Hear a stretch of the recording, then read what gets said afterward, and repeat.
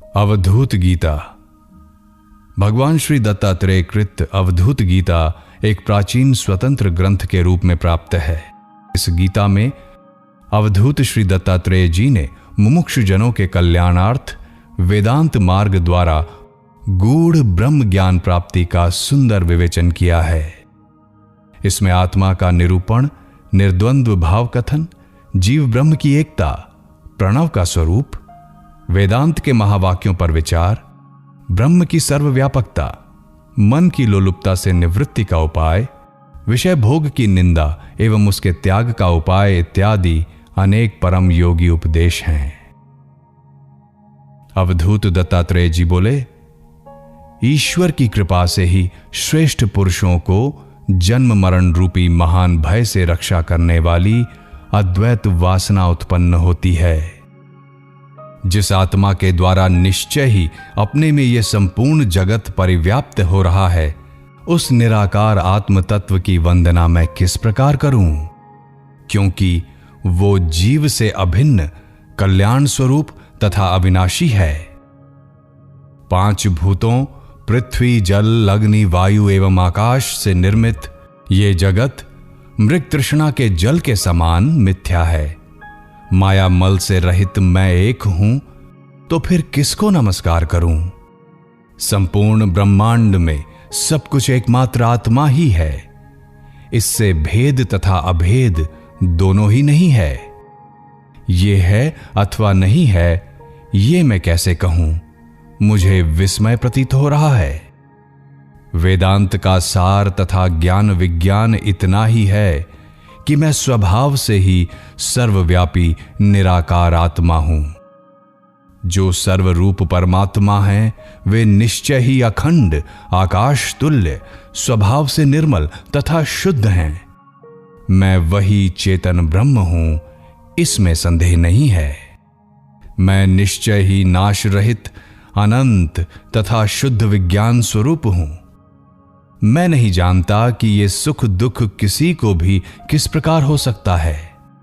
कोई भी मानसिक कर्म मेरे लिए शुभ अथवा अशुभ नहीं है। कायिक कर्म मेरे लिए शुभ अथवा अशुभ नहीं है, और वाचिक कर्म मेरे लिए शुभ अथवा अशुभ नहीं है। मैं तो ज्ञानामृत शुद्ध तथा इंद्रियातीत हूं। मन आकाश के आकार वाला है। मन की गति सभी ओर है। मन सबसे परे है और मन ही सब कुछ है। किंतु परमार्थ की दृष्टि से मन कुछ भी नहीं है। मैं एक हूं और ये दृश्यमान सर्वरूप भी मैं ही हूं। मैं आकाश से भी अतीत हूं तथा असीम हूं। मैं इस आत्मा को प्रत्यक्ष अथवा अप्रत्यक्ष किस प्रकार देखूं? वस्तुतः तुम एक ही हो, ऐसा क्यों नहीं समझते? संपूर्ण शरीर में तुम आत्मा स्वरूप एक समान व्याप्त हो। तुम शाश्वत तथा अव्यय हो। हे प्रभु, तुम सर्वदा प्रकाशमान हो और भेद रहित हो।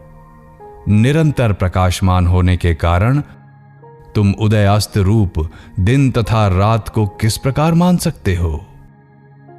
हे वत्स, आत्मा को सर्वदा सर्वत्र एक तथा अनंत जानो। मैं ध्यान करने वाला हूं तथा अन्य कोई ध्यान का विषय है। यदि तुम ऐसा कहते हो, तो फिर उस भेद रहित आत्मा को भेद युक्त कैसे किया जा सकता है?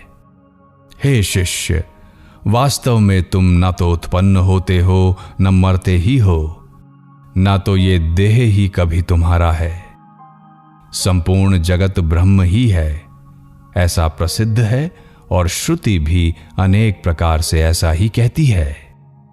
हे शिष्य, संपूर्ण प्राणियों के बाहर तथा भीतर रहने वाला कल्याण स्वरूप सर्वत्र सभी कालों में विद्यमान जो चेतन तत्व है, वो तुम ही हो। अतः उसकी प्राप्ति के लिए भ्रमित होकर तुम व्यर्थ ही पिशाच की भांति इधर उधर क्यों दौड़ते हो? संयोग और वियोग न तुम्हारे में है और न तो मुझ में ही है। वस्तुतः न तुम हो न मैं हूं, और न तो ये जगत ही है। केवल आत्मा ही सब कुछ है। शब्द आदि 5 विषयों के साथ तुम्हारा संबंध नहीं है और तुम्हारे साथ इनका भी संबंध नहीं है। तुम ही परम तत्व हो, अतः तुम क्यों संतप्त होते हो? जन्म मृत्यु, बंधन मोक्ष और शुभ अशुभ ये तुम्हारे नहीं हैं, ये चित्त के धर्म हैं। हे वत्स, तुम रोते क्यों हो? ये नाम तथा रूप तुम्हारे भी नहीं हैं और मेरे भी नहीं हैं। हे चित्त, तुम भ्रमित होकर पिशाच की भांति क्यों दौड़ रहे हो? तुम आत्मा को भेद रहित देखो और राग का त्याग करके सुखी हो जाओ। तुम वास्तव में विकारहीन, निश्चल तथा मोक्ष स्वरूप परम तत्व हो। तुम्हें राग अथवा विराग भी नहीं है, तब तुम विषय भोगों की कामना से संतप्त क्यों होते हो? सभी श्रुतियां परम तत्व को निर्गुण, शुद्ध, नाश रहित, शरीर रहित और सब में समरूप कहती हैं। उसे ही तुम आत्मस्वरूप जानो, इसमें संदेह नहीं। साकार पदार्थों को मिथ्या जानो और निराकार को शाश्वत समझो। इस तत्व उपदेश को धारण करने से इस संसार में पुनर्जन्म नहीं होता है। विद्वत जन एक ही आत्म तत्व को समरूप कहते हैं।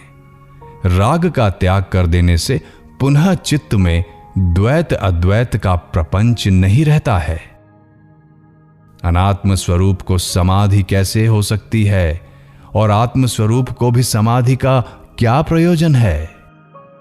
आत्मा है अथवा नहीं है, इन दोनों ही स्थितियों में समाधि संभव नहीं है। यदि सभी मोक्ष स्वरूप और एक हैं, तो समाधि की क्या आवश्यकता है?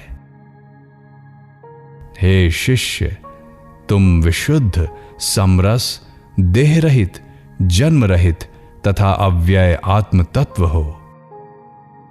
इस लोक में मैं आत्मा को जानता हूं अथवा नहीं जानता हूं, ऐसा तुम क्यों मानते हो?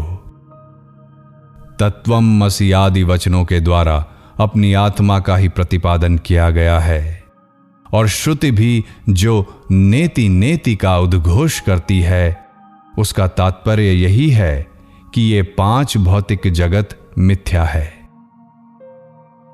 तुम्हारे द्वारा सब कुछ आत्मा में निरंतर आत्मा से ही पूर्ण हो रहा है। ध्यान करने वाले तथा ध्यान की तुम्हें आवश्यकता ही नहीं है, तो फिर यह लज्जा रहित चित्त ध्यान कैसे करता है? मैं कल्याण स्वरूप ब्रह्म को नहीं जानता हूं, तो उसका वर्णन कैसे कर सकता हूं? मैं उसे नहीं जानता हूं, तो उसका भजन कैसे कर सकता हूं? मैं ही कल्याण स्वरूप, परमार्थ स्वरूप, समस्वरूप और आकाश तुल्य ब्रह्म हूं, तो भजन आदि की क्या आवश्यकता? मैं महत आदि तत्व नहीं हूं और साम्यावस्था रूप प्रकृति तत्व भी नहीं हूं और ग्राह्य ग्राहक भाव से निर्मुक्त हूं। ऐसी स्थिति में स्वसंवेद्यता भी कैसे संभव है? कोई भी वस्तु अनंत रूप नहीं है और कोई भी वस्तु तत्व स्वरूप नहीं है। वस्तुतः आत्मा ही एक रूप परम तत्व के रूप में अधिष्ठित है। अद्वैत भाव की स्थिति में न कोई हिंसक है और न अहिंसा की ही भावना रहती है। तुम विशुद्ध हो, देह रहित, जन्म रहित, अव्यय तथा समरस तत्व हो। आत्मा के विषय में तुम्हें भ्रांति क्यों है? तुम कैसे कह सकते हो कि मैं भ्रांति युक्त हूं? घट के नष्ट हो जाने पर घटाकाश, घट के भीतर का आकाश महाकाश में पूरी तरह विलीन हो जाता है और भेद रहित हो जाता है। परम तत्व में शुद्ध मन के द्वारा किसी भेद की प्रतीति नहीं होती है। उस चेतन ब्रह्म में उपाधि रूप घट नहीं है, घटाकाश भी नहीं है, जीव भी नहीं है और जीव का विग्रह भी नहीं है। अतः ज्ञेय ज्ञाता के भेद से रहित एकमात्र उस पर ब्रह्म को भली भांति जानो। आत्मा को सर्वत्र, सभी कालों में विद्यमान, सर्वरूप, सतत तथा शाश्वत जानो। सभी शून्य तथा अशून्य पदार्थों को निसंदेह आत्मस्वरूप जानो। वस्तुतः न वेद हैं, न लोक हैं, न देवता हैं, न यज्ञ हैं, न वर्ण तथा आश्रम हैं, न कुल है, न जाति है, न धूम मार्ग दक्षिणायन है और न दीप्ति मार्ग उत्तरायण है। एकमात्र ब्रह्म ही परमार्थ तत्व है। यदि तुम व्याप्त तथा व्यापक भाव से रहित एक रूप से अपने को जानने में सफल हो, तो तुम आत्मा को प्रत्यक्ष और परोक्ष कैसे मानते हो? कुछ लोग अद्वैत की इच्छा करते हैं और कुछ अन्य द्वैत की इच्छा। वे सभी लोग द्वैताद्वैत से रहित समतत्व को नहीं जानते हैं। परब्रह्म श्वेत आदि वर्णों से रहित है, शब्द आदि गुणों से रहित है और मन तथा वाणी से परे है। तब लोग उस परब्रह्म का वर्णन कैसे करते हैं? जब कोई इस संपूर्ण जगत प्रपंच को मिथ्या तथा शरीर आदि को आकाश तुल्य जान लेता है, तभी वो ब्रह्म को सम्यक रूप से जानता है। ऐसी अवस्था में उसे द्वैत भावना नहीं रहेगी। पर ब्रह्म के साथ अनादि आत्मा मुझे भेद रहित प्रतीत होता है। वह गगनाकार, व्यापक और एक रूप है। इसमें ध्याता और ध्यान का व्यवहार कैसे हो सकता है?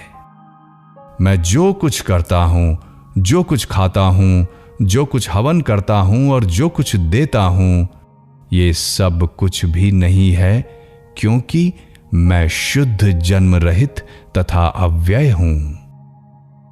तुम संपूर्ण जगत को आकार रहित जानो, समस्त जगत को विकार रहित जानो, समग्र जगत को ब्रह्म का विग्रह जानो और संपूर्ण जगत को एकमात्र कल्याण स्वरूप जानो।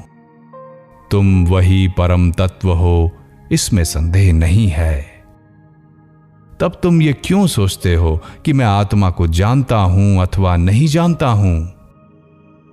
जो आत्मा किसी से भी न जानने योग्य है, उसे अपने से जानने योग्य कैसे मानते हो? हे तात, अंधकार तथा प्रकाश एक साथ विद्यमान नहीं रह सकते। अतः ब्रह्म में माया तथा अमाया कैसे रह सकती है? ये संपूर्ण दृश्यमान जगत आकाश रूप है। माया मल से रहित वो परब्रह्म तुम ही हो। मैं आदि, मध्य और अंत से रहित हूं। मैं कभी भी बद्ध नहीं हूं। मैं स्वभाव से निर्मल और शुद्ध हूं। ऐसी मेरी निश्चित बुद्धि है। महत आदि तत्वों से बना ये संपूर्ण जगत मुझको कुछ भी भासित नहीं होता है। ये केवल ब्रह्म ही है। वर्ण तथा आश्रमों की पृथक स्थिति कैसे सिद्ध हो सकती है? मैं स्वयं को हर प्रकार से एक शाश्वत, निरालंब तथा पूर्ण जानता हूं। आकाश आदि पांच भूत शून्य, अवास्तविक हैं। आत्मा न पुरुष है, न स्त्री और न तो नपुंसक ही है। यह ज्ञान तथा कल्पना भी नहीं है।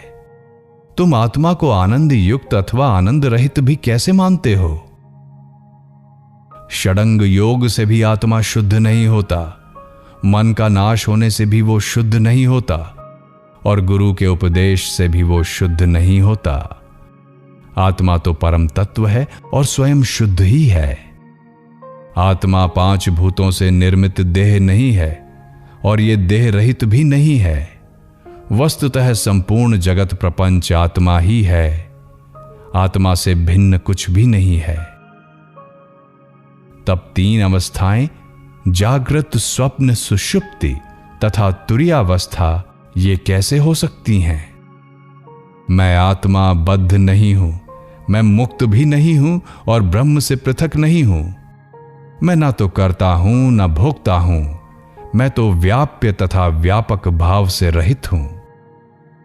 जिस प्रकार जल में डाला गया जल समरूप जल के रूप में हो जाता है, उसी प्रकार प्रकृति तथा पुरुष भी मुझे अभिन्न रूप ही प्रतीत होते हैं। यदि ऐसी बात है कि तुम मुक्त नहीं हो, तो तुम कभी बद्ध भी नहीं हो। फिर तुम आत्मा को साकार अथवा निराकार किस प्रकार मानते हो? मैं तुम्हारे परम रूप को जानता हूं, जो प्रत्यक्ष तथा आकाश तुल्य है। साथ ही तुम्हारे अपर रूप को भी जानता हूं, जो मृग तृष्णा के जल के समान है। मेरे लिए न कोई गुरु है, न उपदेश है, न उपाधि है और न तो क्रिया ही है। तुम मुझे देह रहित तथा आकाश तुल्य व्यापक जानो। मैं स्वभाव से ही पूर्णतः शुद्ध हूं। तुम विशुद्ध देह रहित हो। ये चित्त तुम्हारा नहीं है, तुम परम तत्व हो। अतः मैं आत्मा हूं, परम तत्व हूं, ऐसा कहने में तुम्हें लज्जा नहीं आती? हे चित्त, तुम रुदन क्यों करते हो? तुम आत्मा ही हो। तुम स्वयं आत्मस्वरूप हो जाओ। हे वत्स, तुम कला रहित अद्वैत रूपी परम अमृत का पान करो। आत्मा न ज्ञान रूप है, न अज्ञान रूप, और न तो ज्ञान अज्ञान उभय रूप ही है। जिसे इस प्रकार सर्वदा ज्ञान है, उसका ये ज्ञान मिटता नहीं। मैं ज्ञान नहीं हूं, तर्क नहीं हूं, समाधि योग रूप नहीं हूं, देश काल नहीं हूं और गुरु का उपदेश रूप भी नहीं हूं। मैं स्वभाव से ही ज्ञान स्वरूप, आकाश तुल्य, सहज तथा शाश्वत परम तत्व हूं। मैं ना तो कभी उत्पन्न हुआ हूं और ना तो कभी मृत ही हुआ हूं। मुझे शुभ अशुभ कोई भी कर्म व्याप्त नहीं करता। मैं विशुद्ध तथा निर्गुण ब्रह्म हूं। तो फिर मेरा बंधन तथा मोक्ष कैसा? जब आत्मा सर्वव्यापी, प्रकाशमान, निश्चल, पूर्ण तथा निरंतर है, इसलिए मुझे अंतर की प्रतीति नहीं होती। वह आत्म तत्व बाहर या भीतर कैसे कहा जा सकता है? पर ब्रह्म में ही संपूर्ण जगत अखंडित तथा सतत रूप से स्फुरित हो रहा है। आश्चर्य है कि माया, महामोह और द्वैत अद्वैत की कल्पना, ये सब भी उसी में स्फुरित हो रहे हैं। स्थूल तथा सूक्ष्म जो भी संपूर्ण जगत दृश्यमान है, वो नहीं है ऐसा श्रुति कहती है। भेद अभेद से रहित तथा कल्याण स्वरूप एकमात्र आत्म तत्व ही सर्वदा विद्यमान है। तुम्हारी न तो माता है, न कोई पिता है, न बंधु है, न पत्नी है, न पुत्र है, न मित्र है, न पक्षपाती है और न कोई विपक्षपाती है। तब तुम्हारे चित्त में यह संताप कैसा? हे तात, तुम्हारे सदा प्रकाशमान चेतन स्वरूप में उदय तथा अस्त होने वाले दिन तथा रात नहीं हैं। विद्वान लोग देह रहित आत्म तत्व के शरीरत्व की कल्पना क्यों करते हैं? आत्मा न तो विभक्त है और न अविभक्त। ये सुख दुख से भी युक्त नहीं है। ये न तो पूर्ण है न अपूर्ण। इस द्वंद्व रहित शाश्वत आत्मा को जानो। मैं न तो कर्मों का करता हूं और न उनके फलों का भोग करने वाला हूं। कर्म न तो मेरे पूर्व जन्म का है और न इसी जन्म का है। मेरा देह नहीं है और मैं देह रहित भी नहीं हूं। मैं ममता रहित अथवा ममता युक्त भी कैसे हो सकता हूं?